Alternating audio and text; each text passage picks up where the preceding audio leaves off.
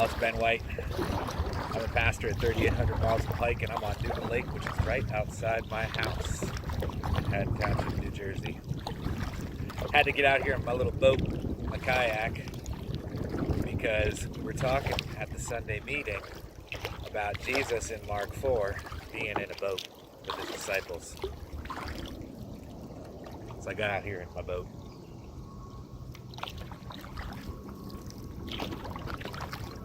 Not much of a storm right now, but in Mark 4, there's a storm.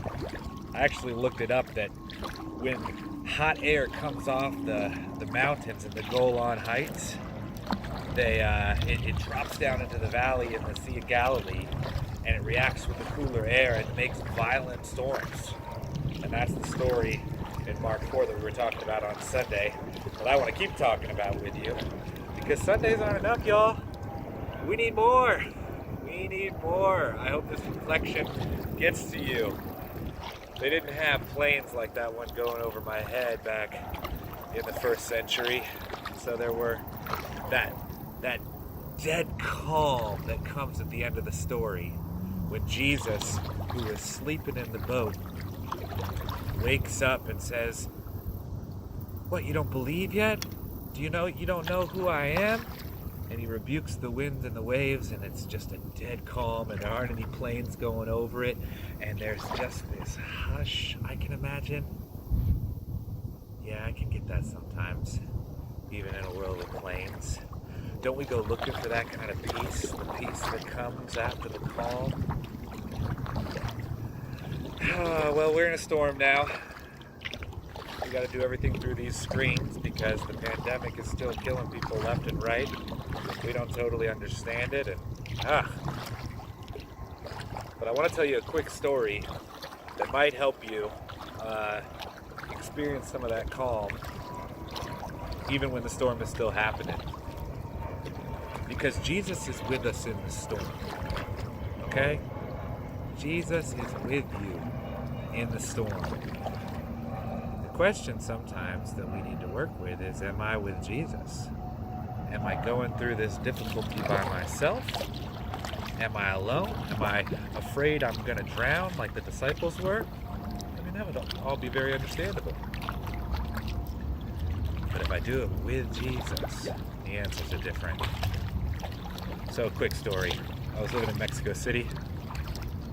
I went with the Mennonite Central Committee for a year of service.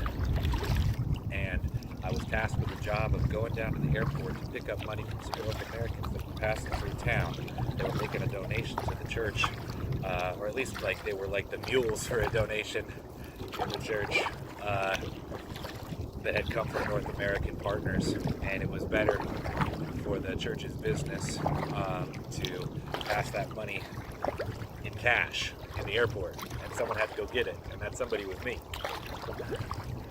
And so I transferred the money from US dollars to pesos, and I had a stack of pesos, like literally like that big, that I shoved in my money belt, and I actually put down my underwear under my belt because I was just freaked out about having that much responsibility and that much money. And I also had to take that money all the way across town from the airport to our neighborhood on 2 subways and a bus. So the whole time, this is probably one of the most stressful things I've ever done in my life. I'm just freaking out on the metro. I'm freaking out. They gotta know that I have this. They gotta see how squirrely I am, and they're gonna want to figure it out and take me as a mark, because I am this like very conspicuous gringo in Mexico City riding on the subway. And then even more so, why are you riding this bus out to the edge of town, El Ajusco? What's your problem? Who are you? Maybe you have money. Of course you have money. Give me that money. And it's the money for the church. It's a stack of pesos that thick. I'm freaking out.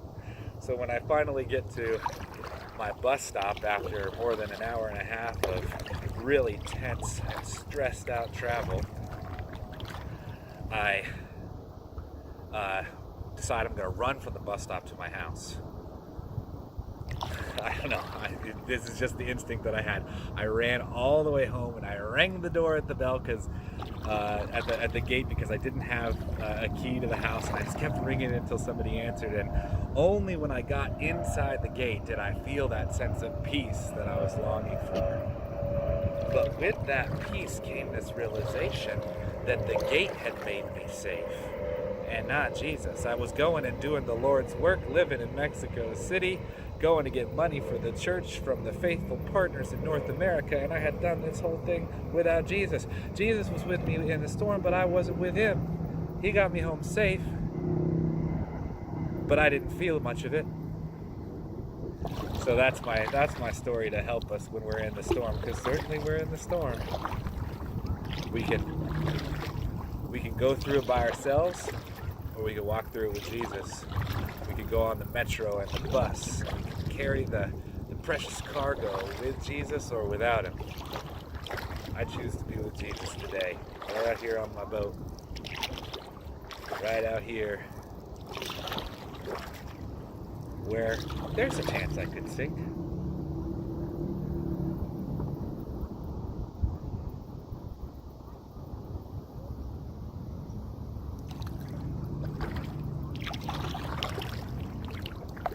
Be blessed, y'all.